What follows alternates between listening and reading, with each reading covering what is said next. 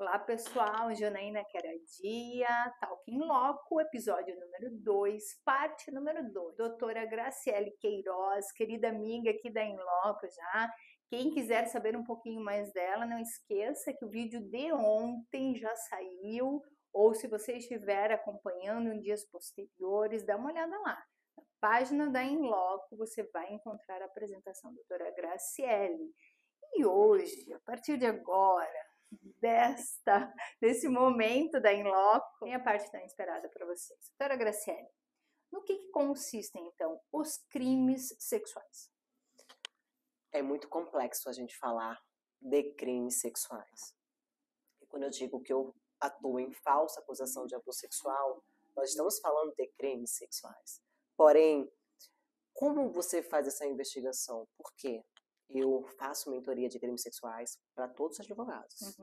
Eles vão aprender a atuar em crimes sexuais, tá? Se ele vai partir para uma área de abusador ou de inocente, cada um que escolhe. Nós estamos falando do pior crime que existe no ordenamento jurídico. Mas você colocou lá crimes sexuais, ou falsa acusação, apareceu minha foto, ou apareceu meus casos, você vai no meu site, minha equipe vai te atender. Porém, é de extrema importância que eu possa entender se você é abusador ou não. Sim. Porque não tem aquela história, como agora eu estava ministrando aula e eu falei para o pessoal, como é que vocês identificam a falsa acusação? Ninguém soube me responder. Uma menina respondeu assim, doutora, a gente faz uma investigação. Eu falei, mas só?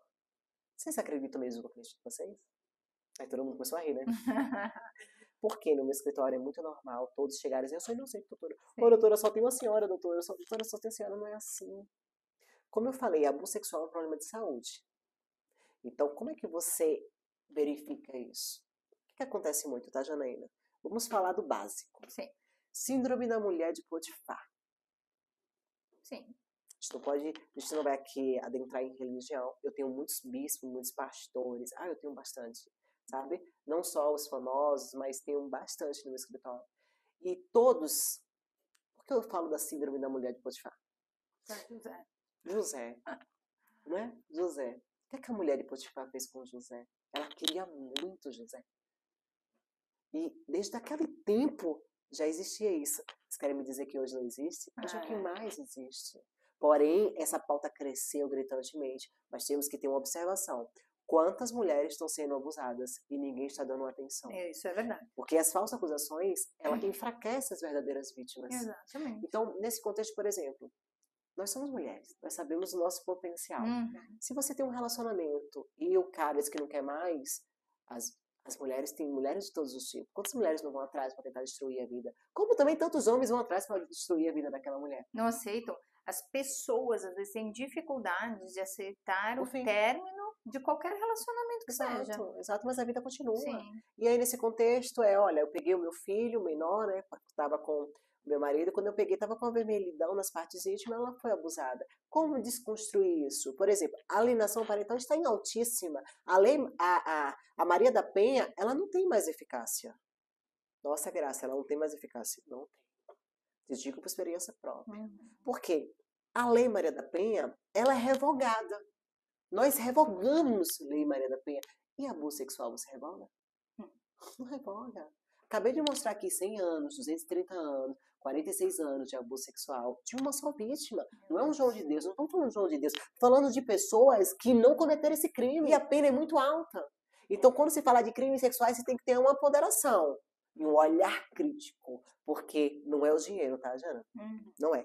Já colocaram muito dinheiro no escritório. Exatamente isso que eu estava comentando com a doutora, antes de nós iniciarmos, porque eu fico imaginando, com o know-how que você tem, Grace, né, essa tua peculiaridade que você administra no direito, então você ficou conhecida. Sim. Né, por conseguir identificar falsas acusações. Exato. Mas os abusadores, eles também ficam de olho numa profissional como essa. Claro. E assim, Janaína, eu posso te contar um caso sem nomes, tá? Todo mundo pergunta, quanto custa uma defesa de falsa acusação? Eu te respondo, eu não sei. Sabe o que eu não sei? Eu não sei quanto é que custa a tua liberdade. Porém, é o seguinte, quando você adentra o meu escritório, você vai pagar um atendimento para falar comigo. Até Sem porque dúvida. tempo é dinheiro. Sim, sem A dúvida. partir do momento, valor irrisório, mas você vai pagar.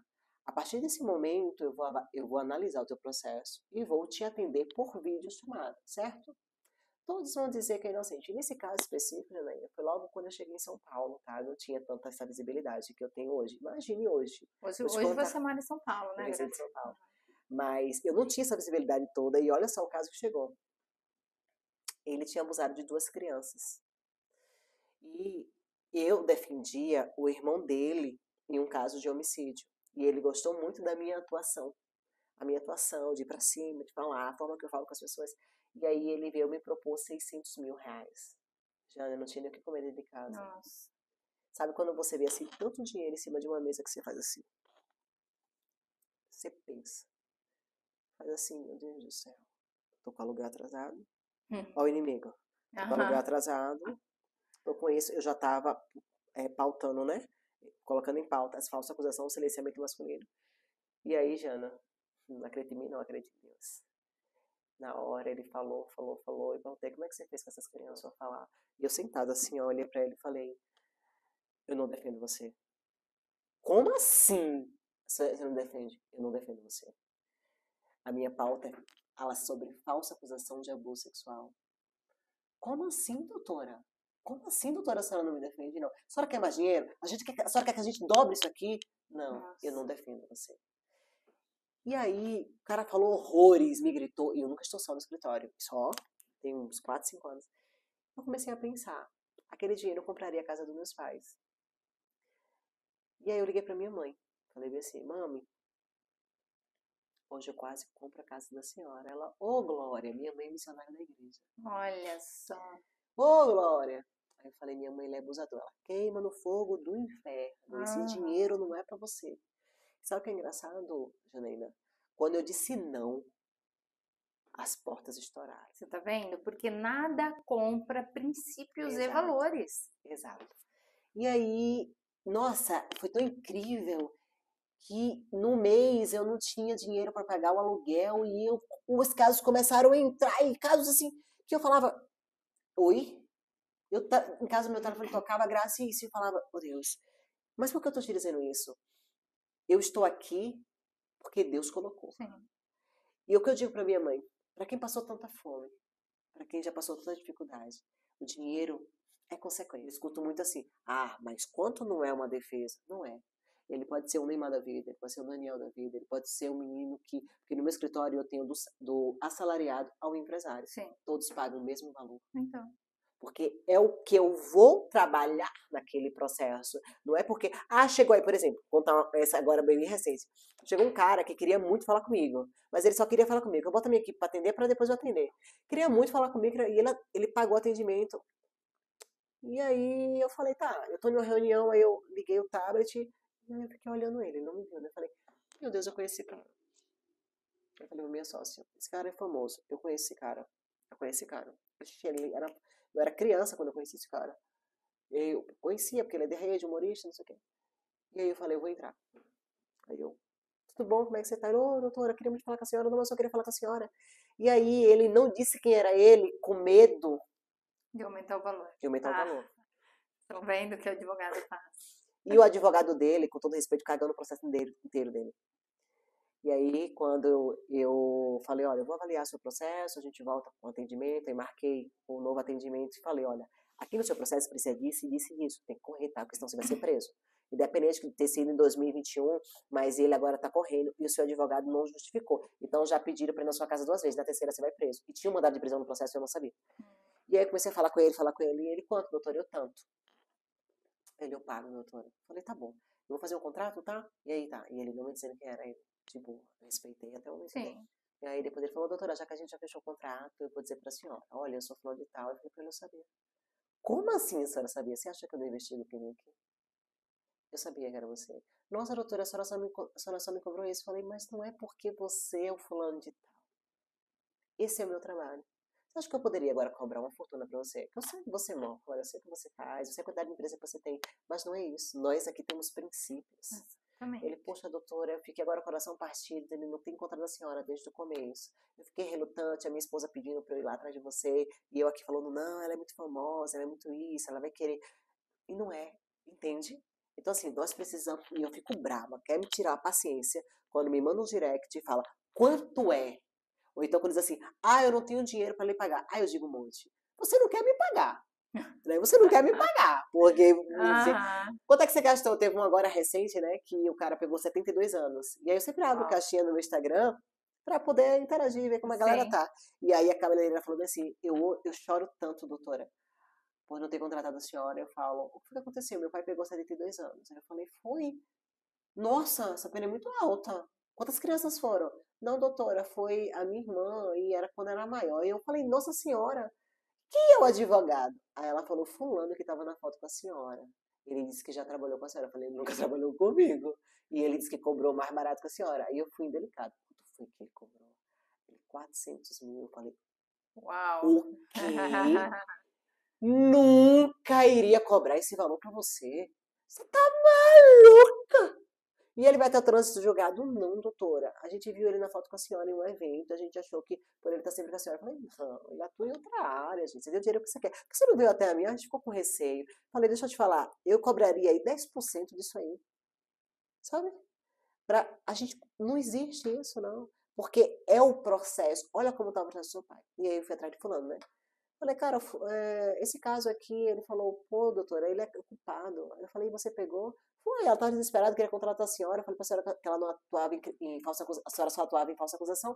Resolvi cobrar 400 mil. Eu falei, se cobrou 400 mil para deixar ele ser preso, você não conseguiu reduzir nem a pena dele. Você acha isso certo? Se fosse seu pai, aí eu fico, sabe? Sim. Eu fico pra morrer um negócio desse. Mas é isso, eu tô indo contra a maré. Uma maré. Tô indo contra a maré, porque o problema disso tudo é quando o cara, ele é um cara conhecido, sabe? Por exemplo. Porque assim, são várias situações que você acaba afrontando. Exato. Primeiro lugar, por você ser mulher e estar trabalhando na área criminal, isso eu posso falar, porque como mulher advogada, comecei a atuar também muito nova, na época os clientes olhavam, não, mas eu não te contratei, eu contratei o doutor fulano, não você, mas quem resolver era eu, né? E depois batiu nas costas, essa é minha doutora, na verdade. Sei bem que é isso. Chamavam de legalmente loira. E assim, né, fomos passando aí enfrentando esses desafios da advocacia, tá tudo bem, porque nós crescemos com isso. Então, é o primeiro. O segundo, trabalhar nessa ramificação tão específica do direito criminal, que aí vem essa situação, às vezes, das pessoas não entenderem, que você investiga, inclusive, se realmente se trata de uma falsa acusação ou não. Você seleciona o teu cliente. Importantíssimo. E o terceiro é que os teus princípios e valores, eles são fundamentais, mas você está ali atuando, você tem teses, você vai descobrir, você vai investigar, você conseguiu chegar nesse patamar. Porque eu já perguntei para vários criminalistas, mas como é que você atua naquela situação se você sabe que ele cometeu o crime? Muitas vezes, para que o devido processo legal ele seja respeitado. Então não se pode confundir o que o cliente fez com o advogado. O advogado está ali para atuar, no mínimo, devido ao processo legal, ele tem que ser garantido para todos. Verdade. Não significa dizer que ele está defendendo e que ele concorda com aquela situação. Agora, a doutora Grace, não. Ela não é só essa criminalista. Ela investiga para poder selecionar. E é muito cansativo, sabe? Porque como ele chega dizendo que é inocente, aí eu começo a perguntar a ele, quem é inocente? Ele diz que é. Fulano, não toma meu tempo não. Tempo é dinheiro. Quantas pessoas estão precisando de justiça e o senhor está vindo com uma conversa estranha pro meu lado? Não tô aqui para fazer juízo de valor, mas o senhor tá mentindo. Vamos lá conversar. E como eu tenho uma personalidade forte, que para a sociedade eu sou muito agressiva, né? Só que vamos parar para analisar. Às vezes eu penso que as pessoas estão no mundo de Nárnia. Se eu sou agressiva, por que eu consigo ganhar tanto? Não tem lógica. É claro que eu não sou agressiva.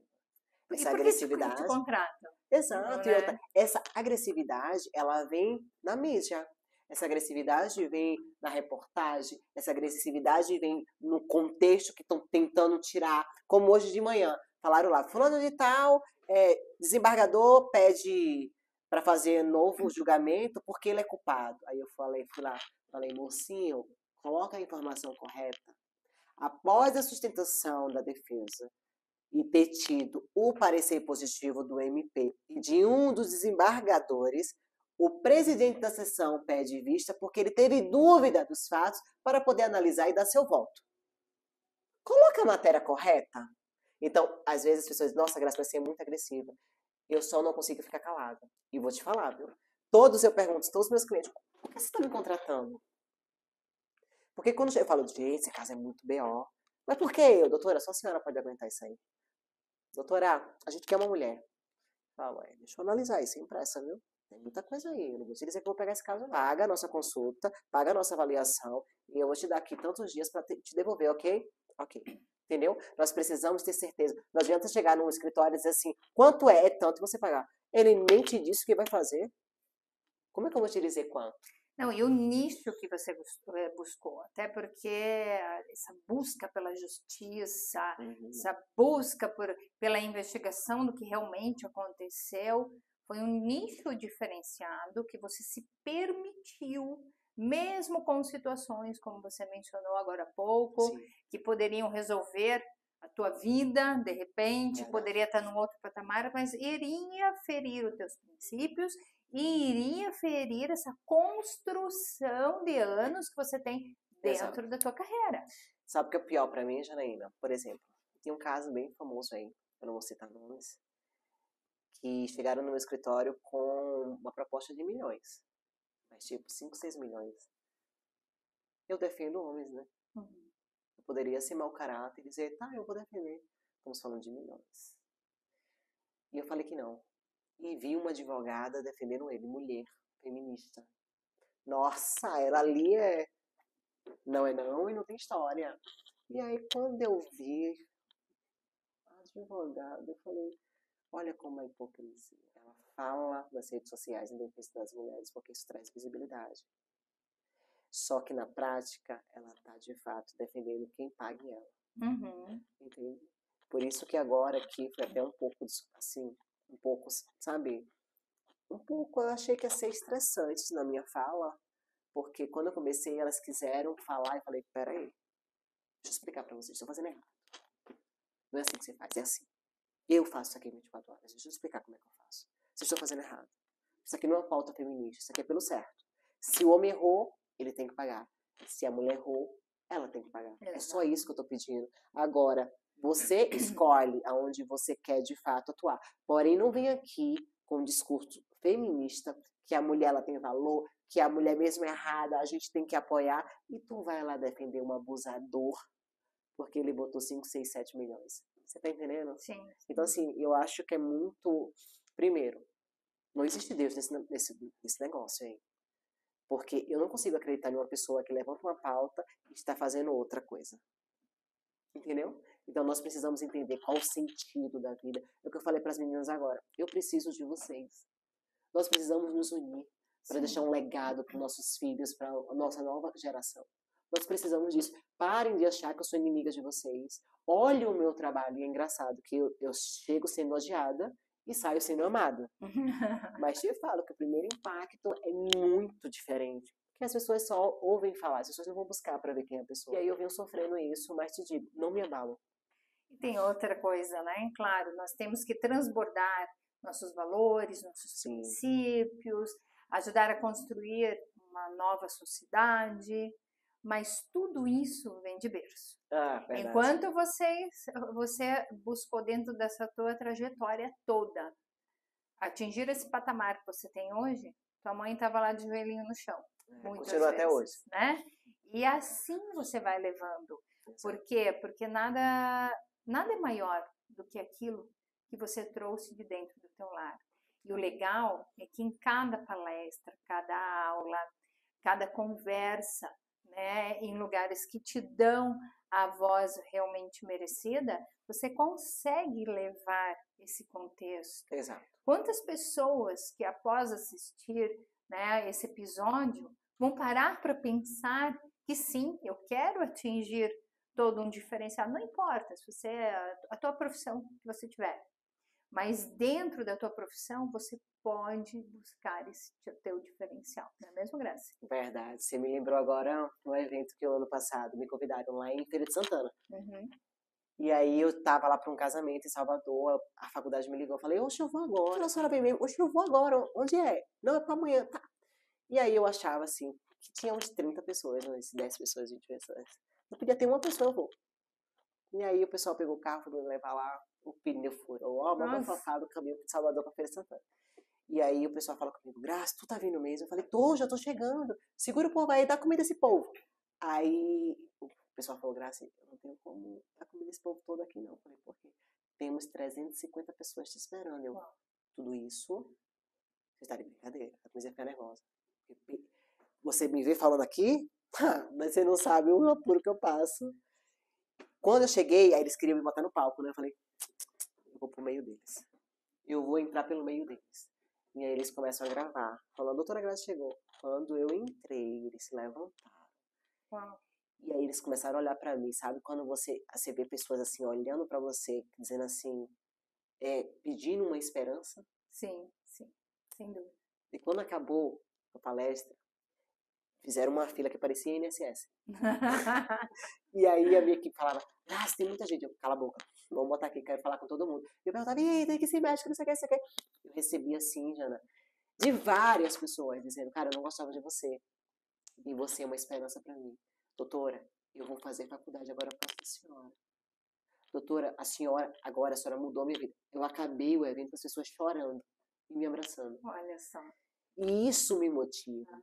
Isso me motiva. Eu recebo muita gente me esculhambando, mas te falo que a quantidade de pessoas que falam, doutora, eu quero ser que nem a senhora. Doutora, me dá uma oportunidade. E assim, a minha sócia, ela fala, você tá achando que aqui é lá de caridade. Eu falo, não, o menino tá precisando de oportunidade. Tá, todo mundo precisa de oportunidade, Graça. Eu falei, quando eu queria, ninguém me dava. Uma oportunidade, menino, traz ele aí pra gente ver o que ele consegue fazer. Porque você ser esperança do outro é muito importante, mas é uma responsabilidade muito grande, né? Mas sabe o que é você escutar e dizer assim, eu não queria ser advogada, mas depois de você eu quero ser advogada. Porque eu não tenho padrinho na advocacia. Eu venho de uma família muito humilde. Eu poderia ser hoje 1%, sabe, da margem de erro da sociedade, que na verdade eu sou esse 1% de margem de erro. Margem de erro para coisas boas. Então, assim, eu vejo jovens hoje, e outra, quando eu faço mentoria, que vem advogado de 30 anos, 32 anos no meu escritório e fala, moço, você tá fazendo o que aqui, doutor? Conheço o senhor. Então, doutora, eu preciso aprender com a senhora, porque eu não entendo, porque eu não consigo. Eu falo pra mim, o que você tá fazendo tá errado, doutor. Ó, faz assim, assim, assim, me ligar e dizer, doutora, conseguiu, glória a Deus, vamos junto, entendeu? Então, assim, eu, mesmo com as críticas, Janaína, eu tenho uma mãe de oração, é claro, mas Mas as críticas, quando elas são absorvidas de uma maneira eficaz, porque por quem tem sabedoria para recebê-las, faz com que a gente prossiga. Exato, e faça cada vez melhor. Então, pessoal, a próxima parte desse episódio, nós vamos tratar de alguns cases e, inclusive, a influência da mídia dentro da atuação da doutora Grace. E aí eu vou finalizar essa parte porque a Grace, ela tem isso, né, de querer a justiça e tal. E uma das principais, e os meus alunos que me conhecem sabem, particularidade do Rui Barbosa, é aquela: nós devemos estremecer a justiça, viver no trabalho e não perder o ideal. Então não esqueça, se você ainda não assistiu a primeira parte, já está disponível essa segunda e amanhã a terceira. Até mais, pessoal!